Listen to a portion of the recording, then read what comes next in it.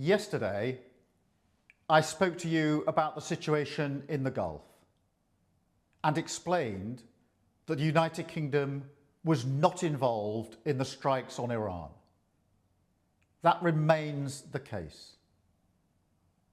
Over the last 2 days, Iran has launched sustained attacks across the region at countries who did not attack them.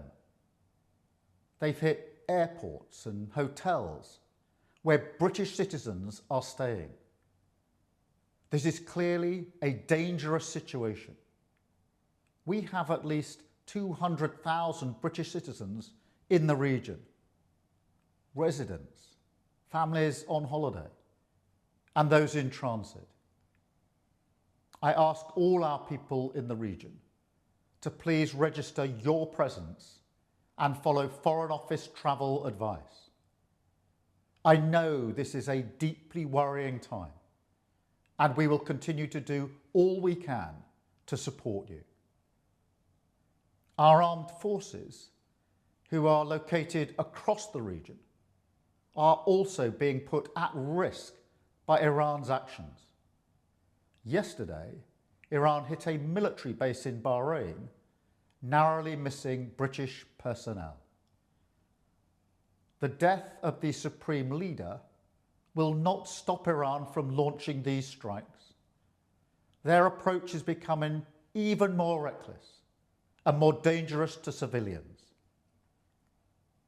Our decision that the UK would not be involved with the strikes on Iran was deliberate, not least because we believe that the best way forward for the region and for the world is a negotiated settlement, one in which Iran agrees to give up any aspirations to develop a nuclear weapon. But Iran is striking British interests nonetheless and putting British people at huge risk, along with our allies across the region. That is the situation we face today. Our partners in the Gulf have asked us to do more to defend them, and it is my duty to protect British lives.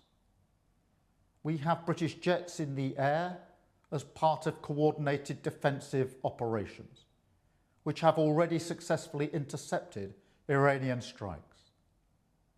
But the only way to stop the threat is to destroy the missiles at source, in their storage depots or the launchers which are used to fire the missiles. The United States has requested permission to use British bases for that specific and limited defensive purpose. We have taken the decision to accept this request, to prevent Iran firing missiles across the region, killing innocent civilians, putting British lives at risk, and hitting countries that have not been involved. The basis of our decision is the collective self-defence of long-standing friends and allies and protecting British lives. That is in accordance with international law, and we are publishing a summary of our legal advice.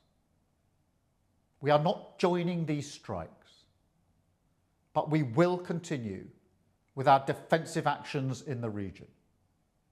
And we will also bring experts from Ukraine together with our own experts to help Gulf partners shoot down Iranian drones attacking them. I want to be very clear. We all remember the mistakes of Iraq, and we have learned those lessons. We were not involved in the initial strikes on Iran, and we will not join offensive action now. But Iran is pursuing a scorched earth strategy, so we are supporting the collective self-defense of our allies and our people in the region. because that is our duty to the British people. It is the best way to eliminate the urgent threat and prevent the situation spiralling further. This is the British government protecting British interests and British lives.